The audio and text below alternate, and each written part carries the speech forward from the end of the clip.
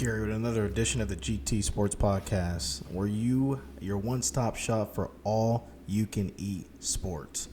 We're talking NFL playoffs today again. I was completely wrong about the Cleveland Browns and the Houston Texans game. I will admit that. I did not see Cleveland not being able to stop C.J. Stroud. I should have known when I saw him play in Indy live that guy was the truth. I knew he was the truth, but I didn't know his first playoff game, and that dude looked like he's playing like a top 5 quarterback for sure in the league. Flacco threw 2 pick sixes, huge. And then, like I said, CJ was 16 for 21, 274 with 3 touchdowns, 0 picks. Dude was literally lighting it up out there.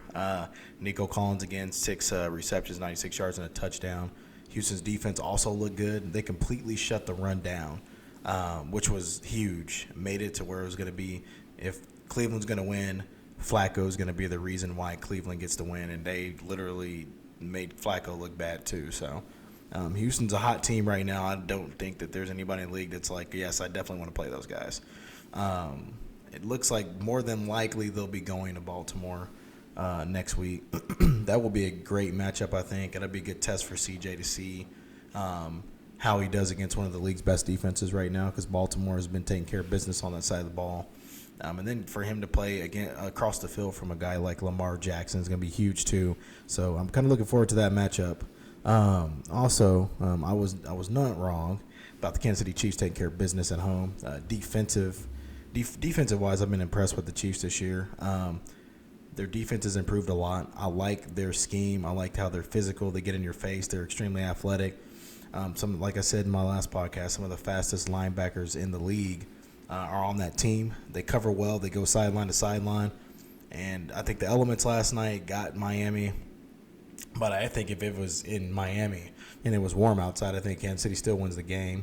Mahomes just looked – he was locked in. And when he's locked in, he's hard to beat. And so hopefully he can stay locked in for the Chiefs fans, because he's got if Buffalo wins, it looks like they're going to be headed to Buffalo more than likely if everything goes as I think it'll go, for a matchup with Josh Allen next week, which would be huge. I mean, huge. That'd be a great matchup. But Mahomes, stat-wise, 23-41, 262 with a touchdown.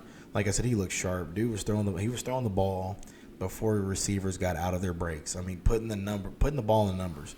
I know he likes to throw it where Travis Kelce has to catch it with his hands, but this game he didn't really do much of that. He kind of kept it everything within the numbers. I mean, he's putting that thing right between the 8 and the 7.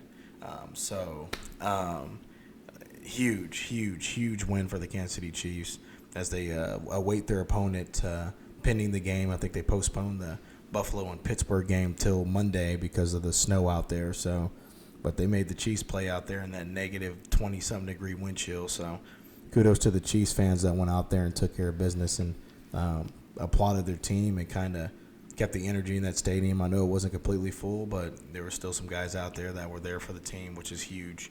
We got 2 games this today.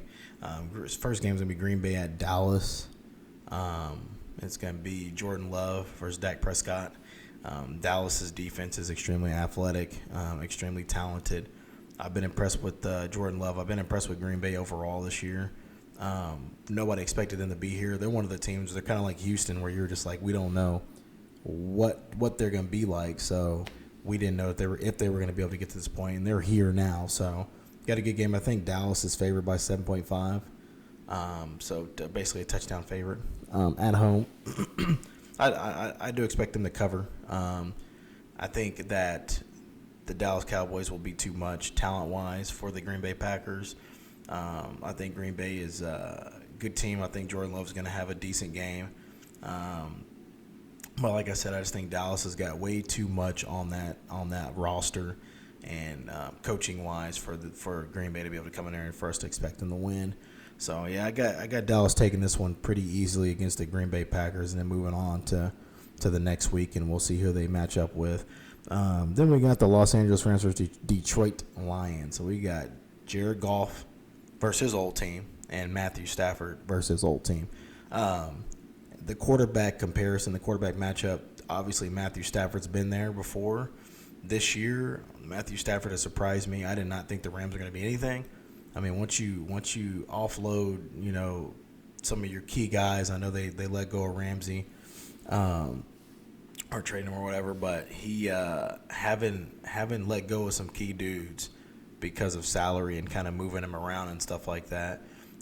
You wouldn't have thought that they'd be in this position, but they're in a great position. This is a great matchup. I think the Detroit Lions are favored by 3. And I think it's going to be a 3-point game. I think it's going to be close. I'm sticking with my original pick of the Rams to get this one done. I just think that Matthew Stafford has been there. He's done that. He's been in these moments. And his coach has been there as well. So roster-wise, Detroit is obviously more talented. They got a good running game over there, Montgomery and those guys. Say around their receiver. They got Goff over there too.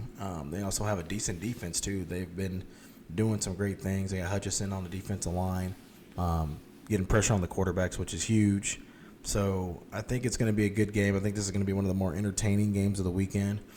And then we'll kind of talk a little bit about the Eagles and Buccaneers game. It looks like A.J. Brown's not going to be playing for Philly, which for a struggling offense that has been struggling to move the ball and put points up, I think that's going to be huge. So we'll just kind of look and see what they do. And I've seen a lot on social media about the possibility of them firing their head coach because of the collapse.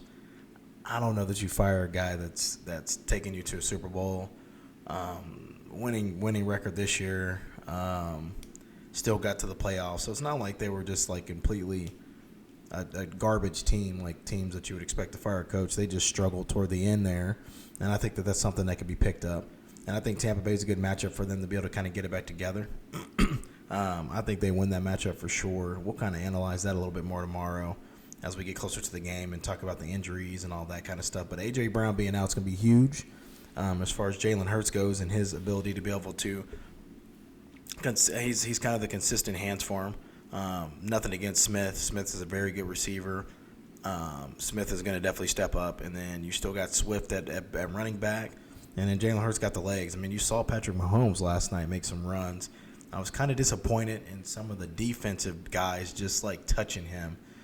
They're almost afraid to put a hit on a quarterback, and it's kind of uninspiring. Mahomes was running through people, and it looked like people were kind of just letting up as he ran by. So hopefully Jalen Hurts will take care of business tomorrow and be able to get them back on track. Because the 49ers await, and that's a team over there. Like the 49ers and the Baltimore Ravens are definitely for sure 1 seeds. They're talented enough to be 1 seeds. They played some good football. And the one thing that both them teams have in common is very, very good defenses. They have 2 of the best defenses in the league. So whoever goes to play them, good luck to you. But good luck to the Packers and Dallas, and then the Rams in Detroit today. Looking forward to some good games.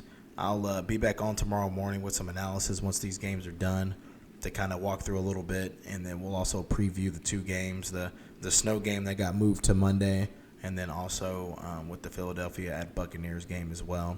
And then we'll kind of start to look forward to next weekend and what next weekend's going to hold, getting ready to prepare for the Baltimore Ravens and then the 49ers to get their first lick at whatever teams come to play them. And I tell you what, whoever has to play Houston better be ready, because C.J. Stroud is the truth. He is playing some lights-out football. I'm impressed.